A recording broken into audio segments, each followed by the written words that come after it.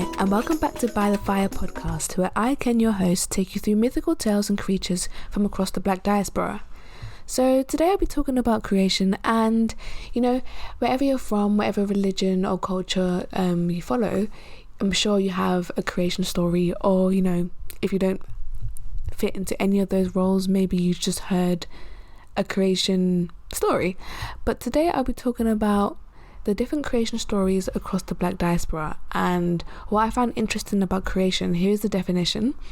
It is the action or process of bringing something into existence, usually from no pre-existing element.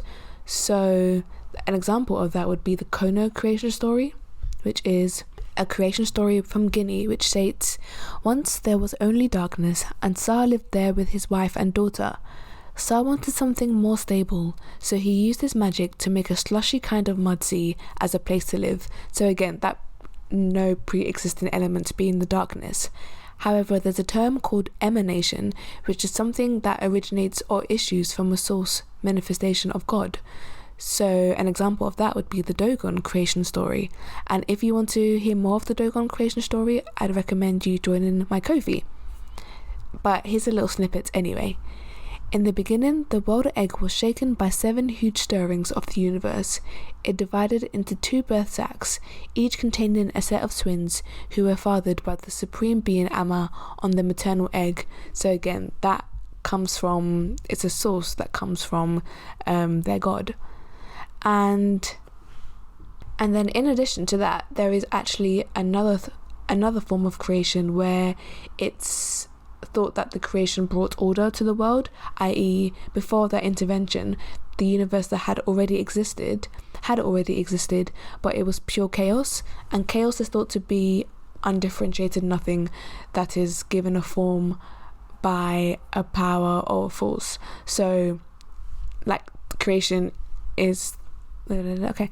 So for example, in the Yoruba creation story in Nigeria, in the beginning, water was everywhere, and Olorun, the supreme being, sent Obatala or Orishanla down to create some land from the chaos. So again, there was that water everywhere, and then the supreme being then formed order from that water, and that's how the world was created.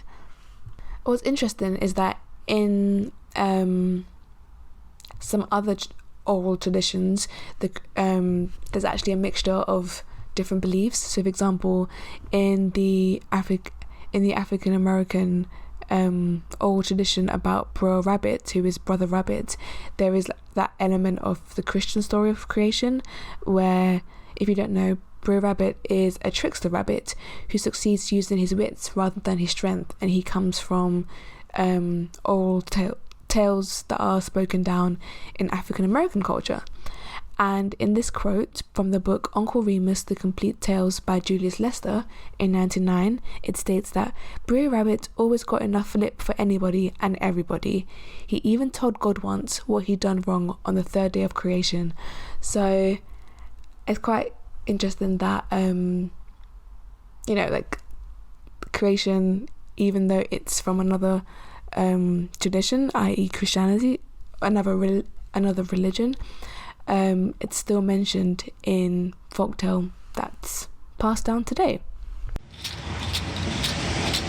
So the first creation story I'm going to be talking about is from the Fulani people of Nigeria, and I'll be talking about Dundari, who is thought to be the creator, and he is known as the Fearless One, which is an expression for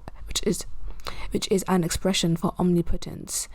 And this creation story is an example of a term called ex nihilo creation, which is Latin for creation from nothing. At the beginning, there was a huge drop of milk. Then Dundari came and he created the stone. Then the stone created iron, and iron created fire, and fire created water, and water created air.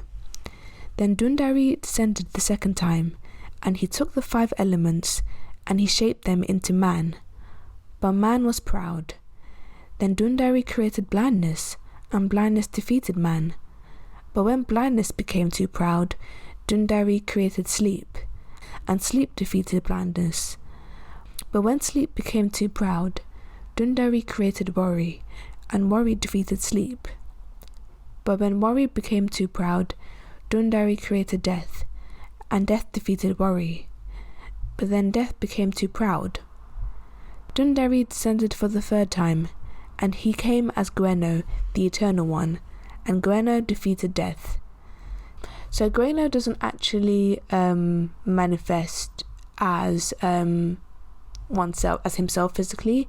He interacts with the world through the great snake Tianaba or Kanaba. So yeah, it's quite interesting. Okay, so the next creation story I'm going to talk about is Shida Matunda from Tanzania. And what's interesting about this is this isn't an actual omnipotent godlike being, but it's more of a plant. Anyway, let me continue.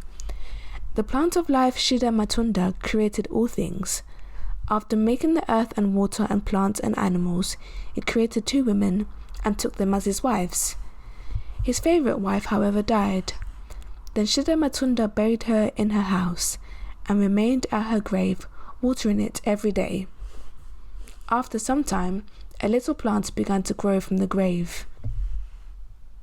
Then he was glad, because he knew that the dead woman would rise again.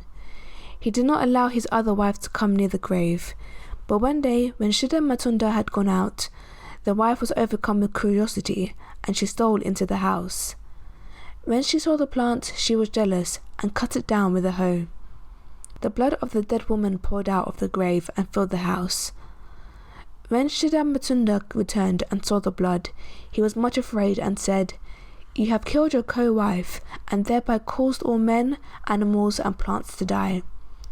From Shida Matunda and the surviving woman descended all other humans. So wow, interesting. There's always like a little event that happens that then causes something else to occur that's different to the original plan.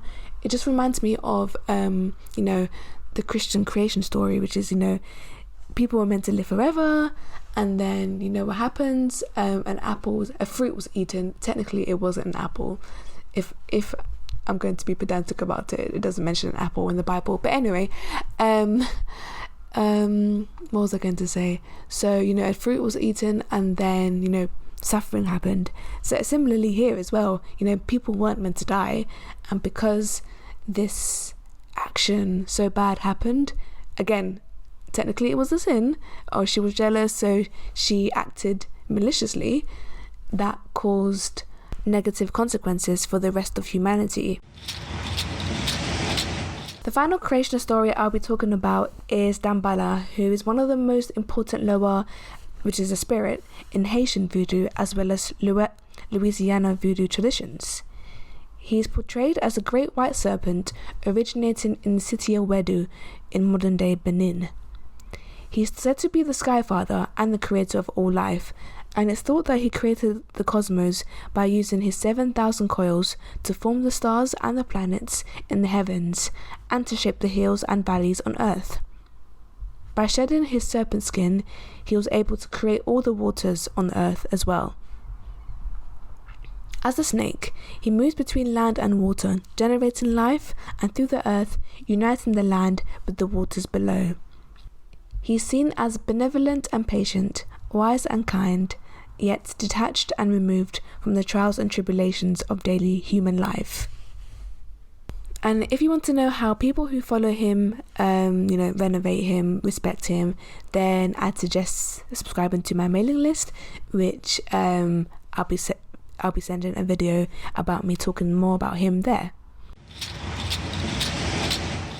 So I hope you enjoyed this episode. There are so many stories out there about creation, and like I mentioned earlier, I'll be talking more detail about the Dogon creation story, who are an ethnic group in Mali in Africa.